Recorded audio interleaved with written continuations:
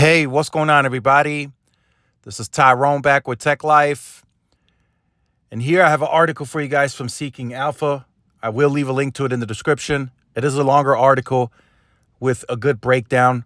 So for those of you who want to check it out, a link to this article will be in the description. So the title reads T-Mobile, the new telecom leader. So they have a really, really good explanation as to why they feel T-Mobile is the new telco leader. Again, from a networking perspective, I will remain with my opinion that Verizon will have the best network.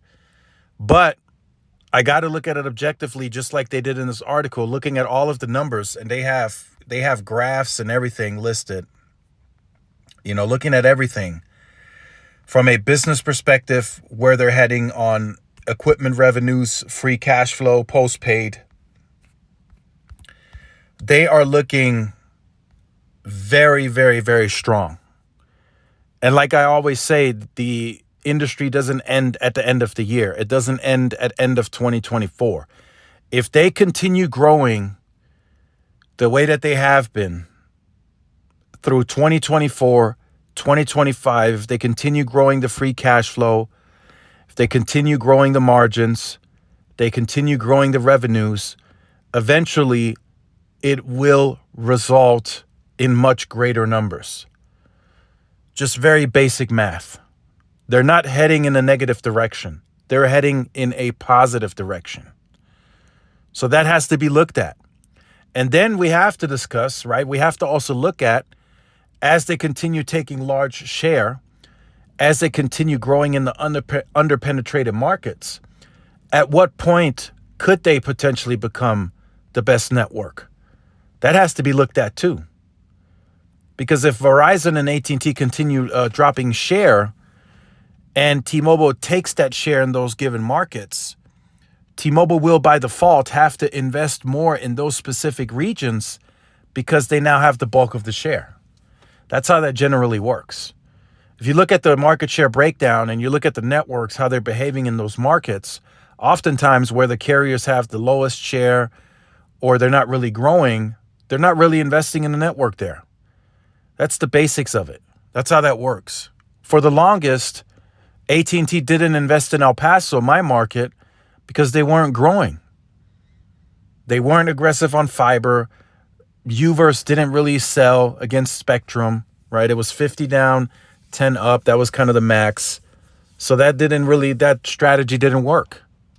Wireless had a bad reputation.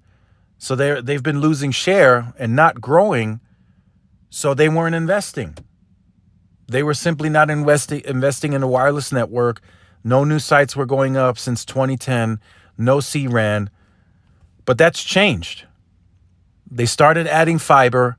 The fiber led them to grow wireless. And now they're adding sites. They're adding C-RAN. They're adding C-band DoD. And they have further plans to continue growing the market. So that's how that works. So if T-Mobile continues to be what they consider the telco leader, and they continue the share-taking path that they're on, eventually by default, they will have to invest more in these markets versus their peers because they're growing bigger share. So I'll touch on the summary portion here. T-Mobile has grown into a significant telecom giant that distinguishes itself from the competition through a differentiated strategy and superior offering.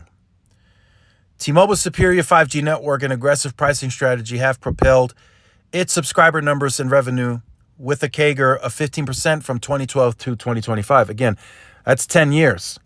What does that look like by 2032 if they continue growing the way that they have been? The U.S. telecom market is projected to grow at a CAGR of 6.5%, and T-Mobile is well positioned to benefit from this growth. Again, all of the underpenetrated markets that they're now competing in will propel them to that growth that they're looking for. The company's Q3 results show industry-leading metrics, impressive net additions, and strong financial performance, positioning the company for future growth. Like I said, when you have more money, you can pivot and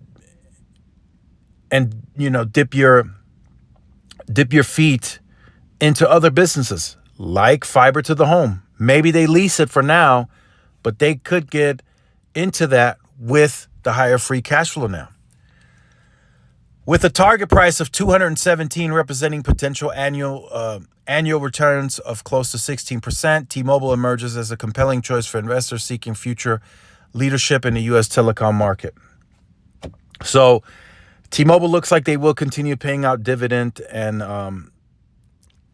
share buybacks. That should not stop. They continue taking in the cash. And I'll just show that graph. Like I said, check out the article. It's a really good one. It breaks it down very well. So again, looking at all the numbers, right? It's all there.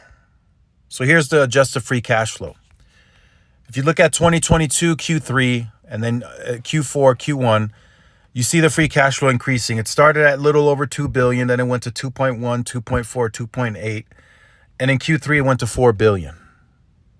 So if they can sustain that and maybe even increase, I mean, you could do the math. You could see where they're going with the free cash flow.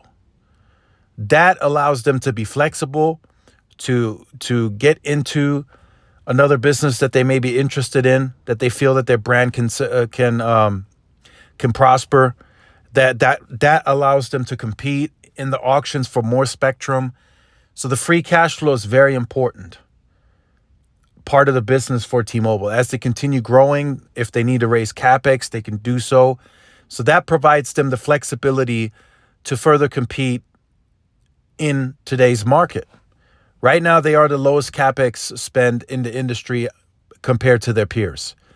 But they don't have that large of a business to operate. They don't have global long-haul fiber, so they don't operate global business.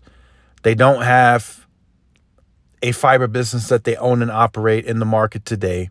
They are still a pure wireless play. Even the home broadband business that they continue growing at a clip and a win rate that allows them to get to that guided 7 to 8 million by 2025.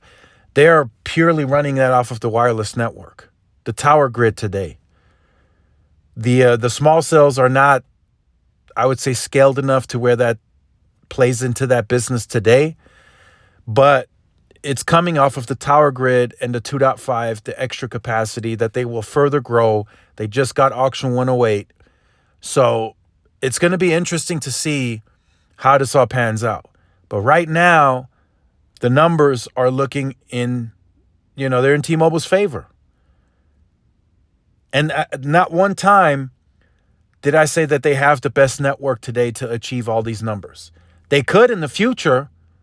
If they continue growing their margins, their free cash flows, they take share, they become the share leader in a lot of these areas, they will have to invest more. They will have to invest to serve the customer.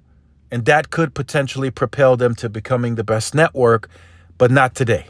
That is not today, but they're still successful even though they don't have the best network overall, in my opinion. They are still successful. They still make a $4 billion free cash flow. They still take the most share in the market. They're at over 4 million FWA customers, growing that number. Probably will be closer to 5 million soon. Could be close to 5 million at the end of Q4. So just some thoughts that I wanted to share this morning. I'll leave you guys with this article. You let me know what you think about it. It's a good one. It's a good article. Could they become the new telecom leader?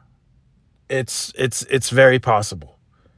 It's very possible. There's nobody really competing against them. And it's going to be interesting to monitor that. Verizon and AT&T are competing in their own right, but they're not really putting market stuff into the market today that's like, hey, we're going up against T-Mobile. They're doing what's best for their business and their companies, but nobody's really attacking T-Mobile, so to speak. So T-Mobile still is kind of in a league of their own. They're kind of doing somewhat Un-carrier things in some cases. Mostly now they're moving towards a carrier type business, but they will still throw in an uncarrier move or two that where they're targeting the competition directly. So it's going to be interesting to see how this all plays out. Let me know your thoughts in the comments. Like, share, subscribe if you're new. Follow my social media outlets. This is Tyrone with Tech Life, and I will see y'all in the next one. Peace.